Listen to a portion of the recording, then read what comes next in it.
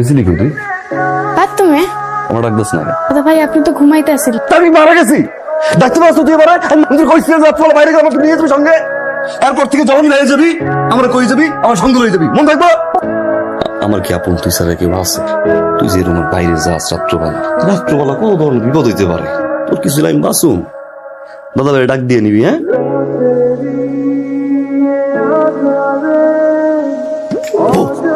আপনার এমন অনেক সময় হলো 1.5 ঘন্টা হয়ে গেছে আমি এখানে খাড়া আছি। একটা মায়ের মানুষ কোনো আক্কেল জ্ঞান নেই। কি কও 1.5 ঘন্টা? মুখের উপরে এমন মিশা কথা কোন আপনি? তাই আমি কই যাই? আরে এই অঙ্কটা তো তোমাকে আমি শিখাই নাই, তুমি নিজে নিজে করে ফেলছো। জি sir. Very good very good. তুমি অনেক বড়।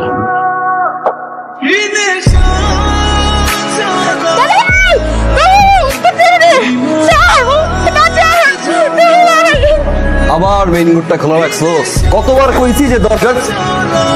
ভিজা ভিজা কি রে বল?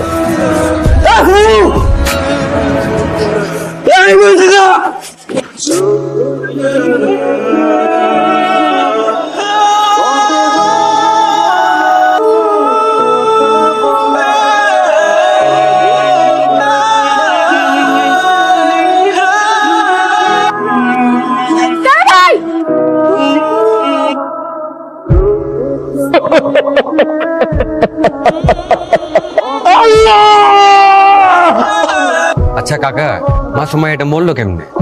মেয়েটার শ্বাসকষ্টের রোগ ছিল, ওই দিন রাত্রে শ্বাসকষ্ট উঠছে, ঘরে কেউ ছিল না, ওই অবস্থায় মারা গেছে।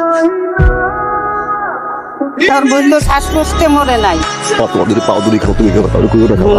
খালা আমার বোন মরে নাই, খালা জানি, সব জানি খালা, আমি জানি। এটা পুলিশ জানার পরে গাটাগাটি করবো, আমার বোনটারে মারবো, ছিড়বো, মানুষের কলঙ্ক দিব, কথা কইবো, হাসাহাসি করবো। কি তুমি আমার মা লাগো, ধোয়াই গেলাম কিনা, তুমি এই কথা কাউকে কইও না। কান্দিস না বাজান, আমি তার কম না।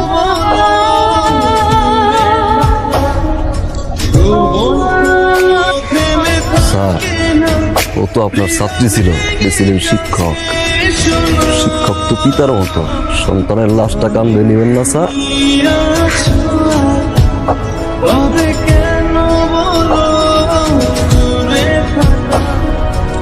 আপনার জন্য খাবার নিয়ে আসছি। আমি খাইছি। কে দিছে খাবার? এটা আমার মানুষ অভাব নেই। তুমি বাড়ি যাও। বুঝতেছি আপনার মন অনেক খারাপ, কষ্ট।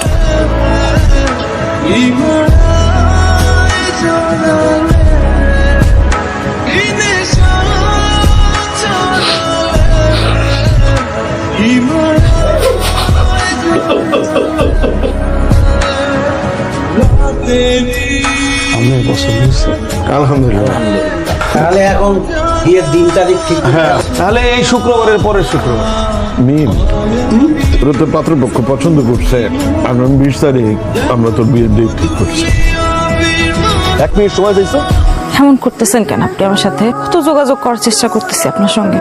এদিকে ভাইজান আমার বিয়া ঠিক করে ফেলাইছে, এই শুক্রবারের পরের শুক্রবার সবকিছু ফাইনাল। আপনি কিছু একটা আমার কিছু করার নেই। কেন? আমি কিছু করতে পারবো না। আপনি আমার ভালোবাসেন না?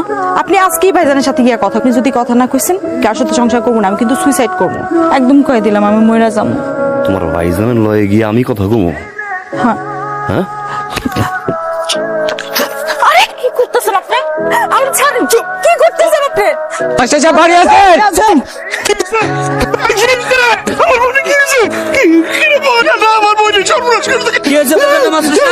রেপ হয়েছে, রাস্তার পাশে পড়েছিল, আমরা ধরে নিয়েছি। আরে ভাই দাঁড়িয়ে আছিস কেন? তুই ডাক্তার কাছে যা, আমি পুলিশের কাছে যাচ্ছি। আপনারা ডাক্তার পুলিশ করেন না, ডাক্তার পুলিশ করেন না, একটা পুলিশ খবর দেওয়া লাগবে। আপনারা মানুষ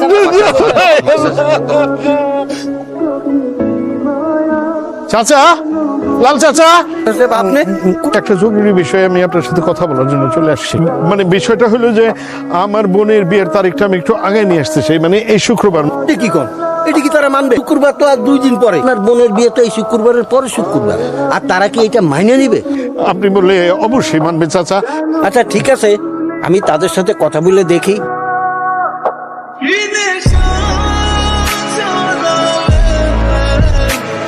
মেয়ের নাম?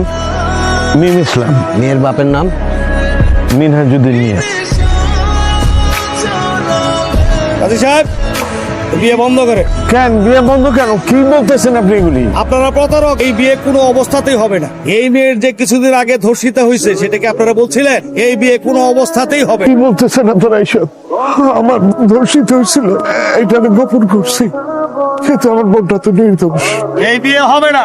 এই নামো, নামো, চলো, আসো। আপনি বিয়েটা ভেঙে দিয়ে আজকে বিয়েটা ভেঙে গেলে আমার বোনটা জানি বাঁচবে না। আমি আপনার পা ধরতেছি। পায়ে ধরেন, এই বিয়ে করাবো না। এই আসো। আল্লাহ, আমার বোনের কি হবে?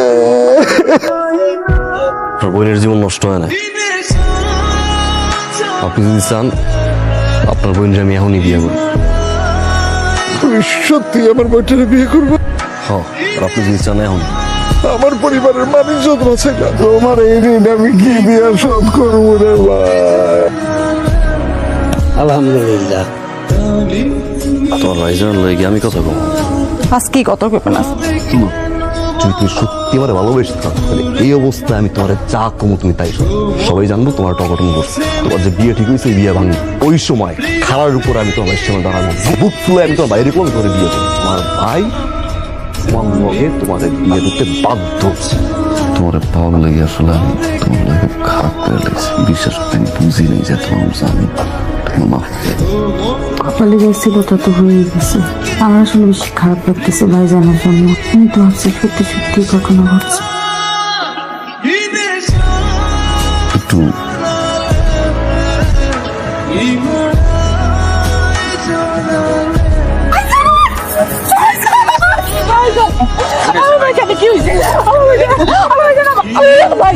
কোথাও যাবো না।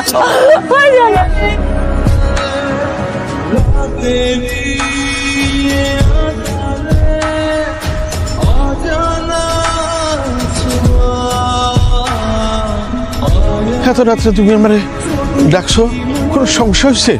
কোনো সমস্যা না। তাইলে দেখতো চিনতে পারছ না, পৃথিবীর প্রত্যেকটা অপরাধ করার সময় তোমার কোনো চিন্তা পালাই, তার মধ্যে কোনো অপরাধের বিচার হইতো না। তুই কি মনে করছিস আমি কেউ যাই না? সব কি দোষ করছিল আমার বোনটা? আমার নিষ্পাপ বোন কি দোষ করছিল? পরে বোনটারে আমি নিজের হাত দিয়ে মানুষ করছি। 7 মাস বয়সে বাপ মারা যায়, বাপের টানে মায়ও চলে যায়। আমি যত দেরি করে ঘরে আই না, আমার বোন ঘুমাইতো না। দাদা ভাই কখন আইবে? দাদা ভাই কি খাইবেন? এই বন্ধু তুই মারছস জানোয়ারের বাচ্চা। শিক্ষক ছাত্রী সন্তানের মতো সন্তানকে দর্শন করলি, মারলি কেন? বাঁচাই রাখতি, দুনিয়ার আলোটা দেখতো। দাদা ভাই একটা ডাক দিত আমারে, আমার মুখটা শান্তি হতো, আমার কলিজা ঠান্ডা করতো। আমি ঘুমাইতে পারি না। এই জানোয়ারের বাচ্চা টাকা প্রতিটা সেকেন্ডে আমার বোন আমার ডাকে। তুই যখন আমার বোনটারে মারছো চাপ দিয়ে ধরছিলি মনে না? তোমার বোন মনে চিৎকার করছে আমার কথা কইয়া না? দাদা ভাই আপনি কই? দাদা ভাই আমার বাঁচান দাদা ভাই। তোর রশিদা বোনরাই বিয়ে করছে কেন জানো? তোর বোনরাই ভালোবাসি, আমি মারতে পারতাম, আমি মারিনি। আমি তোর বোনরে বিয়ে করছি খালি একটা কারণে তুমি প্রত্যেকটা সেকেন্ডে আমি তোরে চালাইয়া পড়াইয়া মারব। জানোয়ারের বাচ্চা, আর প্রতিটা সালাম তোর জন্য এক একটা জুতার বাড়ি, এক একটা সালাম তোর জন্য জুতার বাড়ি। আসি ভাইয়া, আসসালামু আলাইকুম। আর প্রতিটা সালাম তোর জন্য এক একটা জুতার বাড়ি, এক একটা সালাম তোর জন্য এক একটা জুতার বাড়ি।